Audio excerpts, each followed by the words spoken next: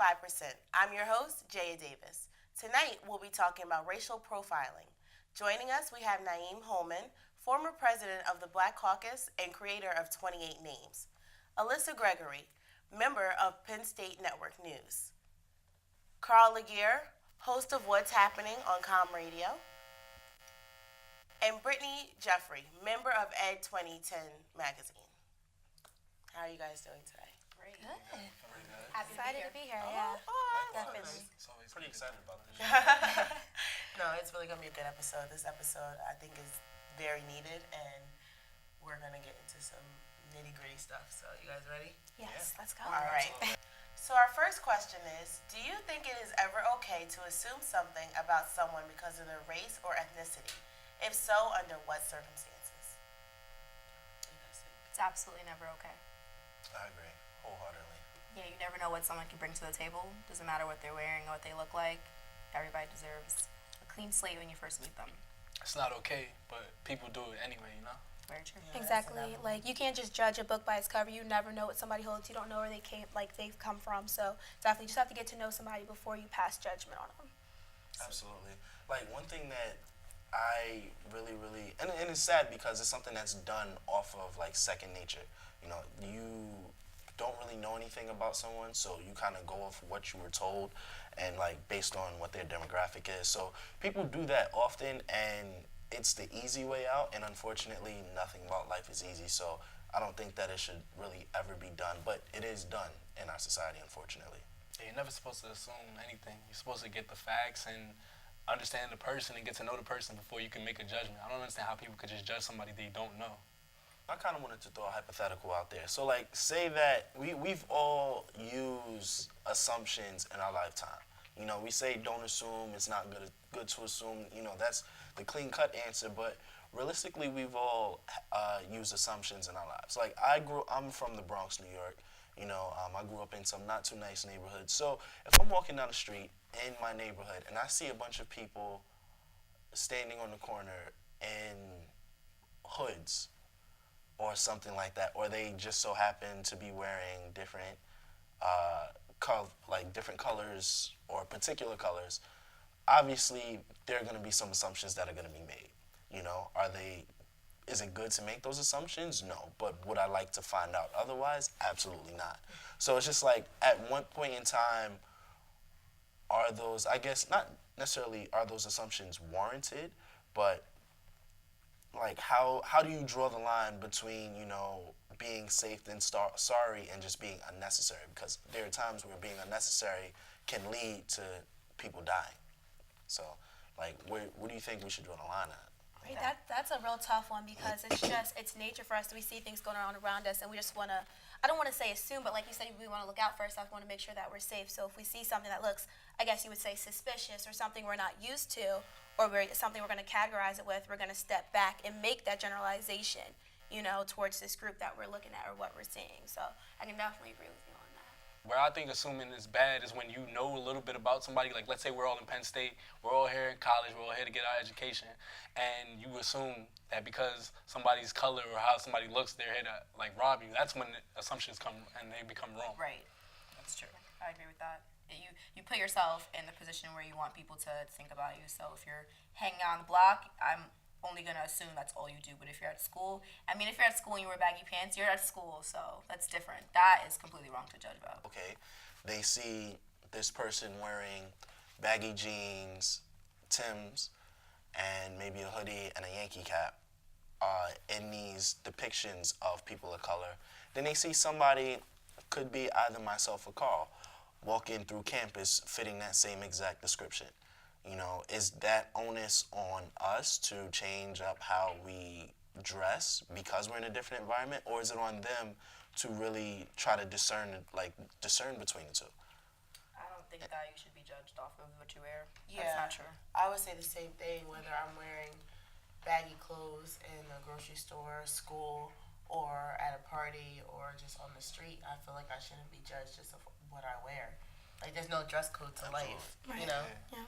I mean, it's slowly changing, but as of now, and probably 10 years from later, or 10 years from now, I mean, it's always going to be like that. And probably 10 years from later, too, truthfully.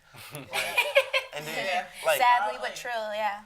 and then on top of that, you know, you have, yes, you know, there was George Zimmerman who was acquitted of Trayvon Martin's murder last July, but you also have Darren Wilson, the officer who shot Michael Brown, 6 times? It's been, I want to say, about like 81 days since Michael Brown was killed, and there still has been no arrest. There's little whatsoever. distractions that we kind of forget about, like little, epidemics people go through, like Ebola or something else that's happening, and Ray make us Rice's forget. wife, Ray Right. Rice's, things that they But try to it's- make. exactly. I Yeah. agree completely. So important we don't forget that, like those little reminders, little Instagram posts, stuff like that remind us every day, like we can't forget the injustice that's happening, like that. They go a I long really way. appreciate, They really go a long way. Spread the word. No, most definitely. And can you just touch a little bit about what 28 Names is about? Yeah. I know it's your 28 Names ties into this pretty interestingly because, all right, so this past February, I took 29 individuals who died in 28 different instances, designed T-shirts for them, and each day in the month of February, I wore a different shirt memorializing these individuals. That's amazing. And I also posted a blog. It's on sites.psu.edu, like that. It's sites.psu.edu/28names. I also have a Twitter and an Instagram, 28 Names, 28 NAMES. And pretty much what I was doing with it was just bringing to light how young lives of color are valued in this country. But now I want to not necessarily just focus on the negative, but I want to empower us to do something about it. So I'm looking to turn it into a clothing line, and it's called, and like the tagline is redefine your narrative. Because all too often in this country, people that look like us and people that happen to be Latino, Asian, or even in the LGBT community, they have their narratives written for them by the, I guess, dominant culture. And I think it's up to us to empower ourselves as well as fight against the marginalization. It's up to us to direct our own narrative, and that's kind of what I want to do with 28 Names as a whole, not only with the clothing line, but just as a movement in general. Do you guys find that you get asked a lot, questions about how you feel about Trayvon Martin, little stuff like that? I find that I get questions like that a lot. I don't know if it's of my color, but I want to steer away from that so much because I feel like people will expect me to kind of go crazy. Like, how do you Go off expect on me it. to feel? Like, how do you feel about it? Exactly. Like, That's probably more important. exactly. Like, I never understood that. I feel like we should need to step back and realize that we're all human beings, whether if you're white or you're black. A human life is a human life, and it was taken Exactly. away. So whether I'm black, white, no matter what I am, it should still have the same value. It shouldn't be looked at any differently because, of my background. Toward that, yeah. Definitely. At the end of the day, a mother still lost her son, and there's a dead 17-year-old in the streets of St. Louis. So sad. Absolutely. Absolutely. We're going to take a quick break, and then when we come back, I will hit my panel with another question. Stick with us.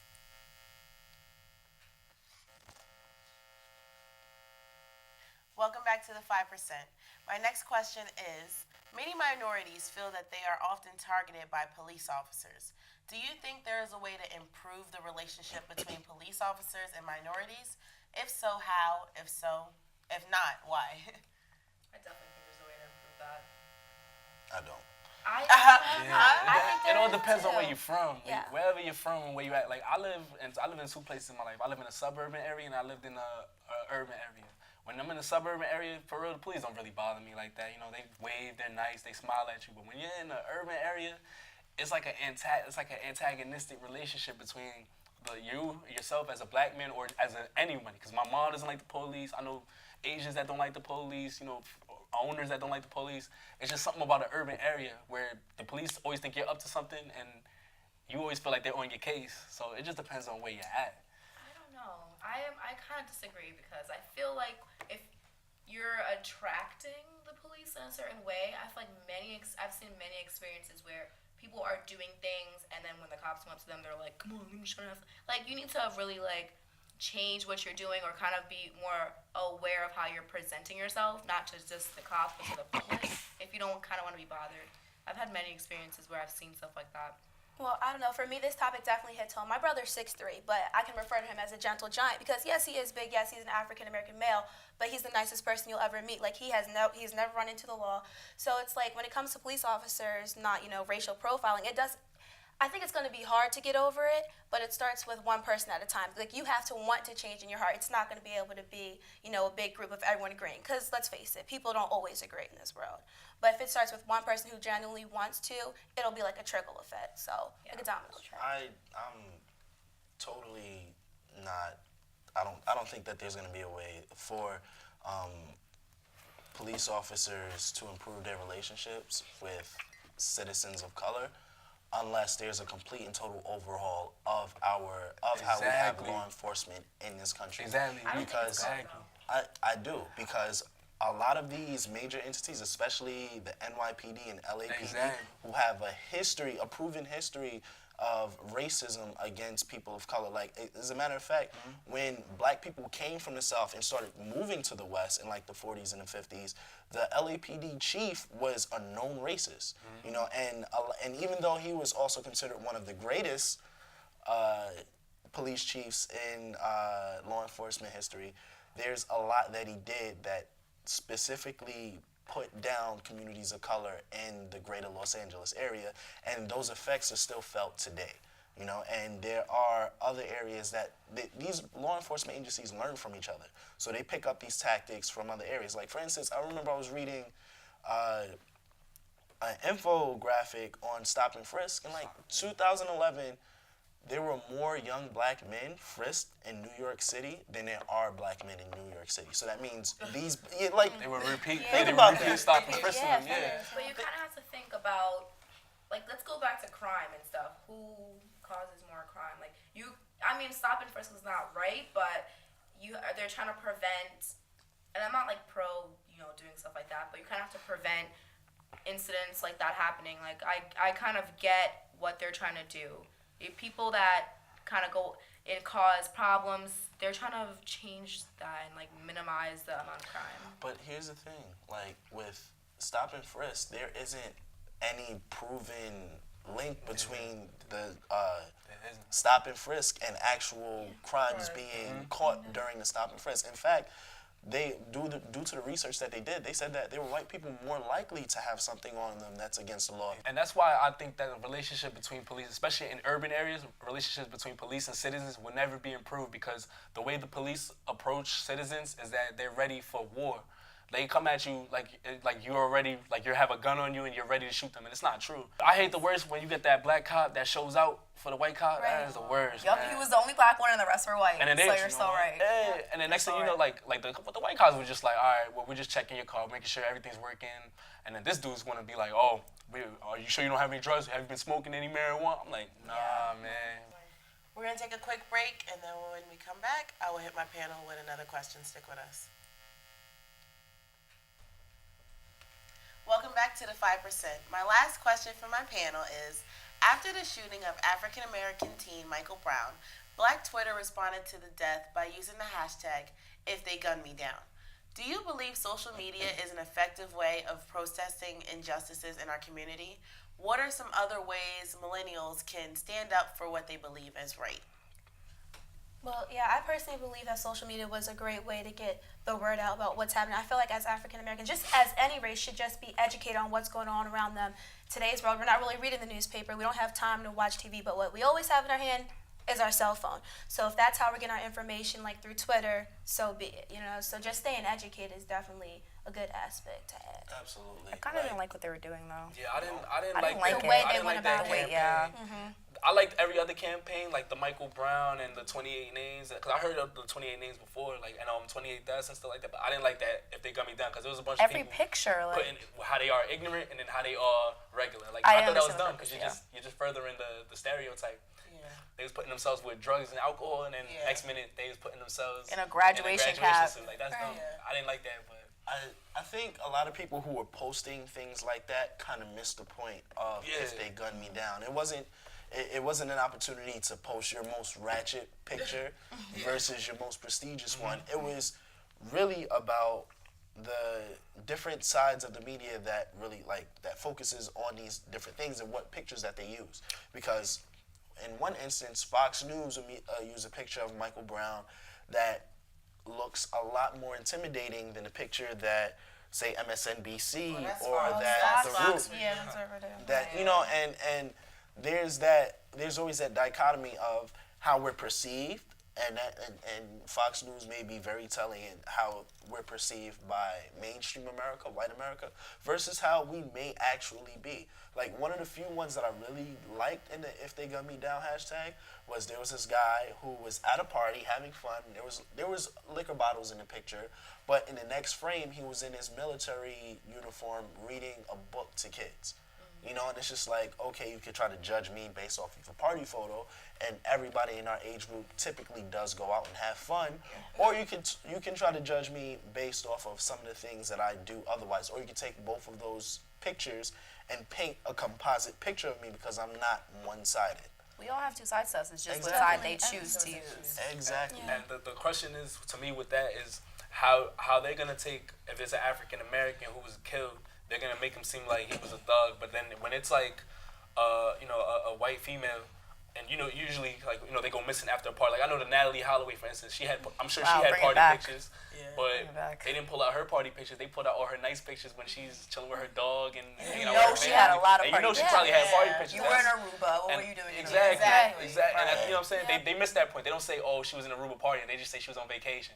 But if I was going to the street, they'll say I had no business being on the street. I had no business going to the corner store at 2 a.m. getting shot. So Stuff like that. and when stuff like that gets me angry. That's When why I can try not to tell. even go to that, because it's just like we could go all day at right and wrong. Like it'll All never, day, never change. Like I remember the New Orleans, to bring it back to the New Orleans, they said when the black people were